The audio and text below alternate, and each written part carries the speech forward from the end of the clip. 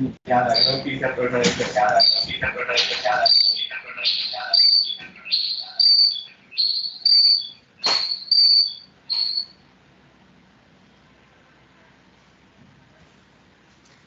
afternoon, girls. Is the PPT visible on your screens? Yes, ma'am. Yes, ma'am. Okay, so today we have the second lecture of the male genital system, in which I'll be covering two competencies, 29.3 and 29.4, which deal with prostate. So we'll be discussing a benign condition, that is benign prostatic hyperplasia, and a malignant tumor, that is prostatic carcinoma.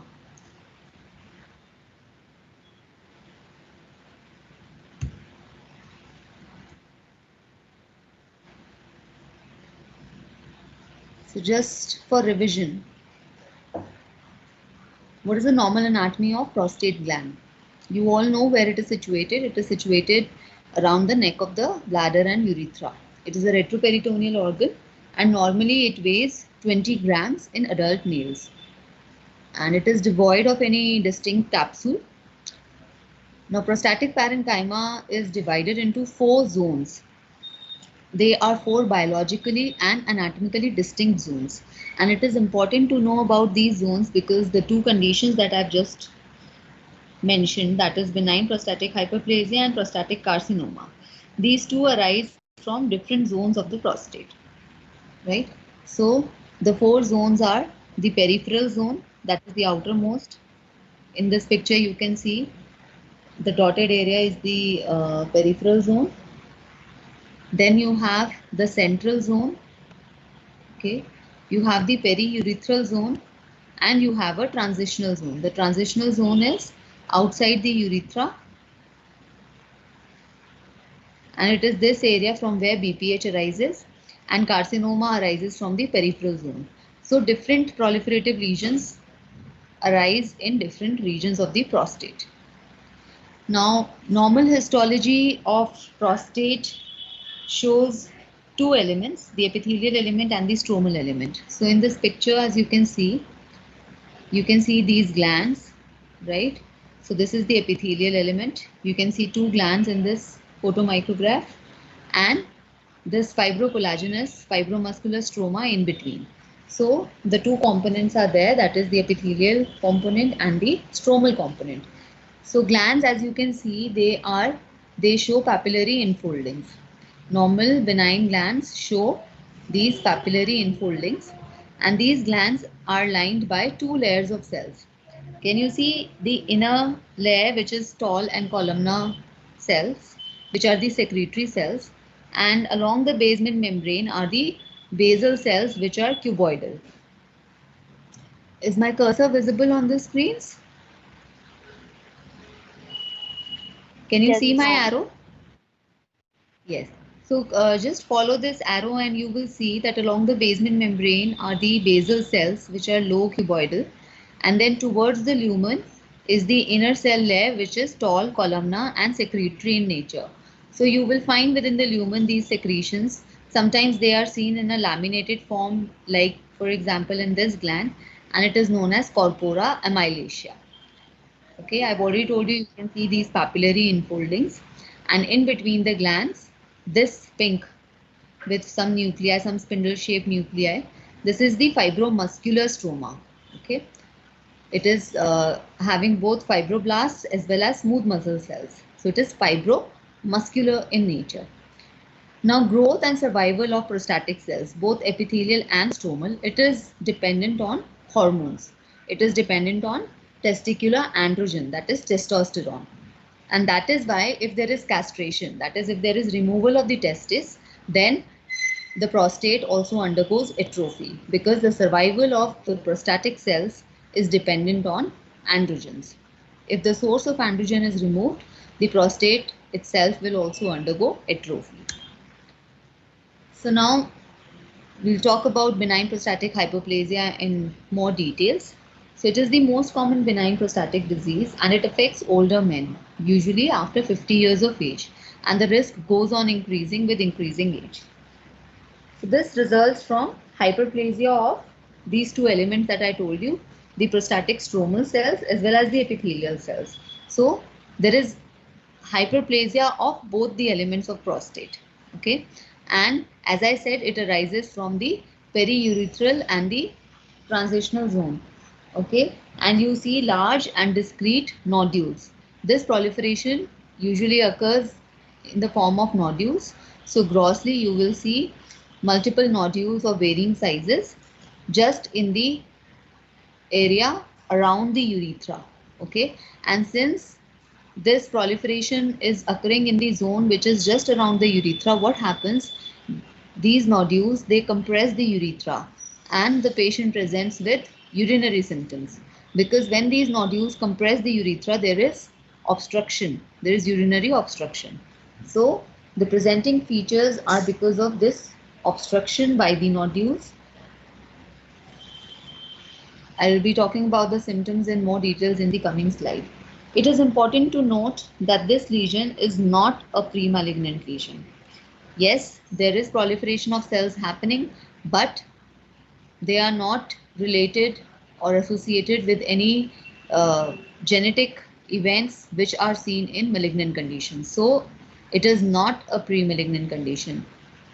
It is arising from a different area in the prostate where carcinoma will not happen. Okay, so this is happening in the periurethral zone, and this proliferation will not give rise to carcinoma later on. It is not a pre-malignant lesion, because usually you've seen proliferative lesion of any particular organ, they are usually associated with development of malignancy later on, right?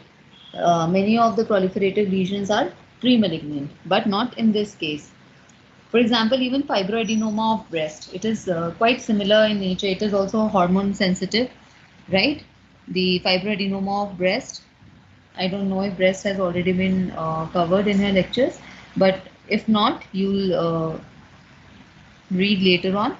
Fibroadenoma of breast is also a benign tumor of breast, which is highly hormone sensitive. And there also there is proliferation of the epithelial element and the stromal element, but it is not a pre-malignant condition. So incidence is approximately 20% of males at 40 years of age are affected by this. They have some sort of hyperplasia going on, and the incidence increases with increasing age. It is almost 70% by the age of 60 and 90% by the age of 80 years. So why is this happening? Why is this uncontrolled proliferation of stromal and epithelial cells of the prostate happening? This happens because there is impaired cell death. The apoptosis is affected, so there is accumulation of these aging and senescent cells. And as I said, prostate is a very hormone sensitive organ, and the proliferation and survival of these cells is dependent on androgens. So androgen increases cellular proliferation as well as it inhibits cell death, right? And the main androgen in prostate is dihydrotestosterone. How is this DHT formed? DHT is formed in the prostate by the action of the enzyme type 2 5-alpha reductase. This enzyme is present in the prostate. The testosterone is secreted by testis, and in the prostate, this testosterone is converted to dihydrotestosterone by the action of enzyme type 2 5-alpha reductase. Now, where is this enzyme located in the prostate? It is located primarily in the stromal cells and few basal cells, primarily in the stromal cells. So what happens in the stromal cell, as you can see in this picture, this is a stromal cell. Within the cell, this testosterone, which has come to the prostate via blood from the testes, is converted to DHT by the action of this enzyme 5-alpha reductase, and this DHT acts on a nuclear receptor. This is a nuclear receptor, which is the androgen receptor present on the nuclear membrane, and when this dihydrotestosterone binds to its receptor, what does it do? It activates the transcription of different growth factors. Okay, so there is transcription of androgen dependent genes, which are primarily growth factors like fibroblast growth factor or TGF beta and their receptors. So as a result of which, these growth factors, what do? They stimulate the stromal cells as well as epithelial cells to undergo proliferation, right? Now, testosterone itself will also act on androgen receptor, but this DHT is very important. Why? Because it is much more potent. It is much more potent than testosterone. It has very high affinity for this androgen receptor. So normally, I told you prostate weighs about 20 grams, but when it undergoes hyperplasia, the weight is significantly increased. It can weigh anywhere between 60 to 100 grams, and this benign entity arises from the inner zone, that is the transitional zone and the periurethral zone. And initially, the nodules are composed primarily of the stromal cells, but as it progresses, there is more and more epithelial cell proliferation. So ultimately, it's a mixture of both the elements, epithelial as well as stromal elements. And these nodular enlargements, what do? They encroach the lateral walls of the urethra and they compress it to a slit-like orifice, resulting in urinary obstruction. So this is the gross morphology of a specimen of enlarged prostate. Okay, you can see the cut section shows multiple nodules which are varying in size, and some of them are different in color as well. For example, this one is more yellow, and here at the periphery, this one is more white. So depending on the percentage of the stromal element and the epithelial element, the color and consistency varies. More the epithelial element, softer it is and more yellow in color, and more the stromal element, the more white it is and firmer in consistency. So nodules which comprise predominantly of glands are yellow pink in color and they are soft, and on pressing they can exude milky white prostatic fluid as well. And those which are predominantly stromal, they are gray white and they are firm. So on microscopy, as I said, there is proliferation of both the elements. So you will see both the things that you saw in normal benign prostate, that is glands as well as stroma. Now, but what is happening to glands? You are seeing an increased number of glands. Glands are varying in size and shape. Many of them are cystically dilated. As you can see here, these are cystically dilated. They have assumed a rounded shape, lacking their papillary enfoldings, right? And the lumina of these glands are showing you these secretions, eosinophilic secretions. So all these star-shaped glands, and here are the cystically dilated glands. So this is forming a nodule. So there is proliferation of the epithelial element and also proliferation of the stromal element. This pink that you see here, all this is stroma. So this is also increased. Okay, so there is proliferation of both the epithelial and the stromal element, but it is benign. And how do you say it is benign?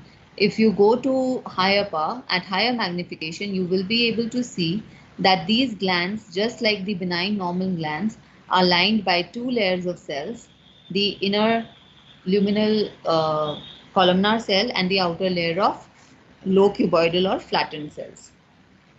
If there is any doubt, we can also put IHC, where the basal cells can be highlighted using certain markers like high molecular weight keratins.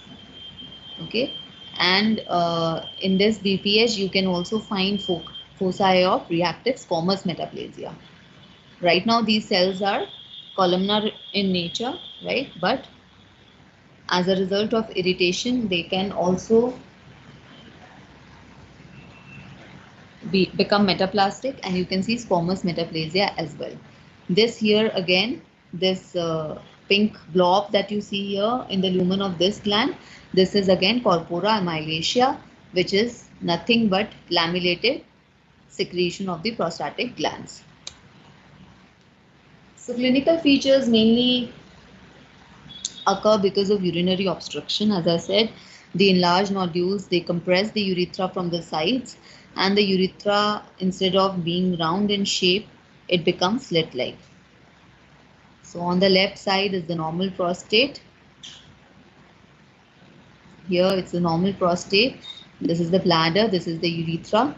So you see there is normal urinary flow and there is no obstruction. But what's happening here, as the prostate is enlarging, and since this enlargement is mainly happening in the periurethral zone, this is compressing the urethra from the sides, and hence there is narrowing of the urethra, resulting in obstruction. So what will happen because of this obstruction?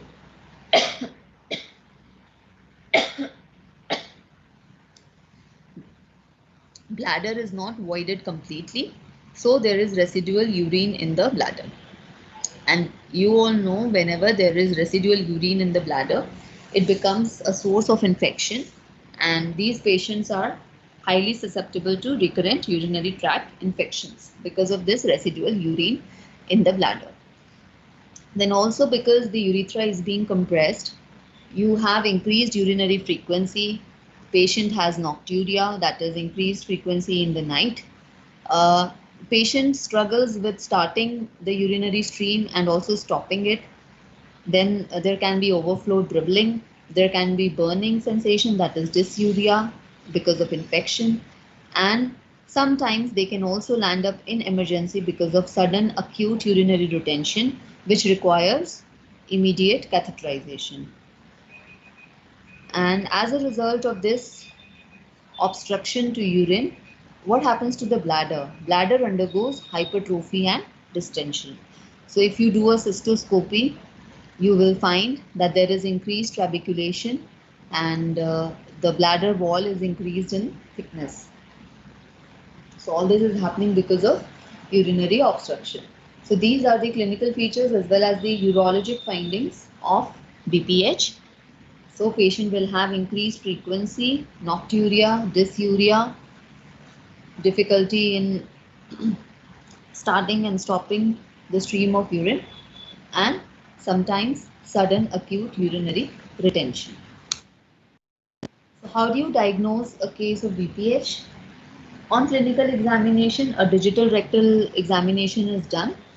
The enlarged prostate is palpable, but prostate is also enlarged in many other conditions like prostatitis and prostatic cancer.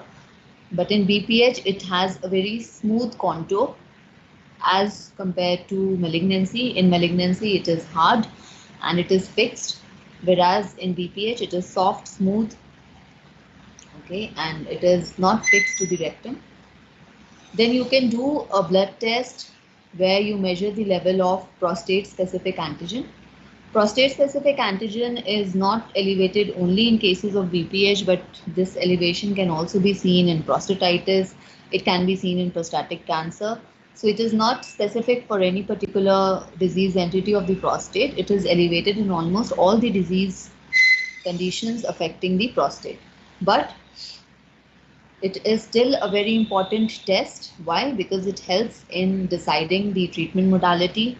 It helps in monitoring the patient both in BPH as well as in cancer cases. So that is why a baseline PSA level is very important in all males after 45 years of age. Then you can do a urinary flow test where obstruction can be demonstrated in BPH cases. A post-void residual volume test can be done to demonstrate residual urine in the bladder. A transrectal ultrasound can be done, which will detect enlargement of the prostate, and it will also differentiate between benign hyperplasia and carcinoma. Then, in case imaging and clinical examination are inconclusive and the clinician is not able to reach a conclusion whether it is benign or it's malignant, a biopsy can be done to rule out cancer. So treatment will depend on the severity of the symptoms. Patients are usually advised to maintain a diary of their symptoms, and they are asked to fill out a questionnaire where they're asked about the severity of the symptoms, how much their daily life is affected, what's the frequency, as in after how many hours they need to urinate. So they are asked to maintain a diary, and depending on that, the severity is assessed. So the mild cases are managed just by decreasing the fluid intake, especially before bedtime, and decreasing the intake of alcohol and other products which can increase formation of urine, and following timed voiding schedules. Moderate cases require medical intervention, medical therapy with alpha blockers, which decrease the prostatic smooth muscle tone. Then the enzyme, that is 5-alpha reductase, which was responsible for conversion of testosterone to DHT. So now there are drugs which can block the action of this enzyme. So 5-alpha reductase inhibitors can be used, which results in shrinking of the prostate by decreasing synthesis of DHT. Then surgery, in surgery, you have a procedure known as transurethral dissection of prostate, which is the first line of therapy when there is recurrent urinary retention. And now with advancement, there are many alternative procedures like high intensity focused ultrasound or laser therapy, hypothermia, or other ablation therapies using radio frequency, by which the enlarged prostate can be reduced in size, thus relieving the symptoms. So now coming to the malignant condition, that is carcinoma of prostate. The important risk factors are age. According to American Cancer Society, about 60% of all prostate cancers are diagnosed in men over 65 years of age. So age is a very important risk factor. Elderlies are more at risk. Race, African American men have highest rate of prostate cancer, followed by white, Hispanic, American Indian natives. In diet, high fat diet may increase the risk, while diets high in fruits and vegetables may lower prostate cancer risk. Then obese men are more likely to develop more aggressive forms of prostatic cancer. In environmental factors, exposure to certain chemicals, for example, firefighters who are exposed to combustion byproducts and farmers who are exposed to agricultural chemicals. So males belonging to these professions are at an increased risk of developing prostate cancer because of these chemical exposures. Then positive family history is very important. In affected males, the risk is highly increased in fathers and brothers of patients of prostatic cancer. Talking about the pathogenesis, here again, there has been seen that there is association between chronic inflammation and cancer.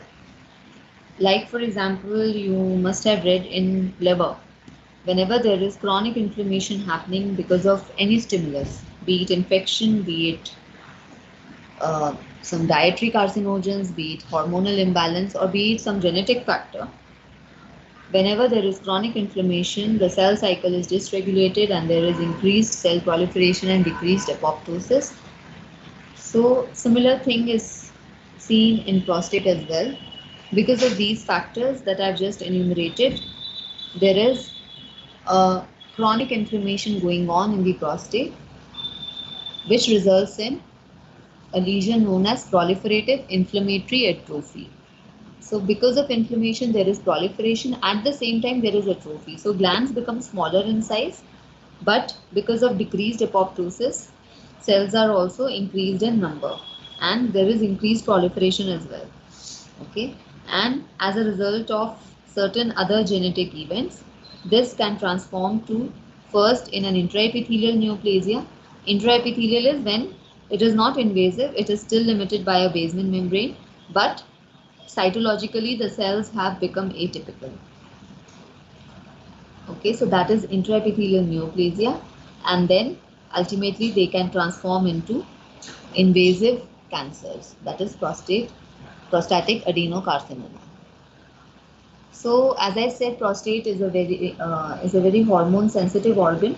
So hormones play an important role in cancer as well. Androgens are the main hormones which are responsible. And in genetic events, the most common acquired genetic lesion is TPR-SS2 ETS fusion gene and mutations that activate the PI3K AKT signaling pathway. So these are the genetic events that are associated with prostatic carcinoma. So here you can see on the left hand side are the normal prostatic epithelial cells, that is the luminal columnar cell and the outer basal layer, basal cells which are cuboidal. Then as a result of various stimuli like infections or hormone imbalance, you have inflammation in the prostatic stroma. So here are the inflammatory cells, as a result of which the epithelial cells, they proliferate and they start showing some atypia. Finally, the atypia is so high that the cells appear neoplastic, but as you can see, the basal cell layer is still intact, the basement membrane is still there. So this atypia, this dysplasia is limited to the lining epithelium. It has not invaded, right? So this is PIN, that is prostatic intraepithelial neoplasia. And finally, when it becomes invasive,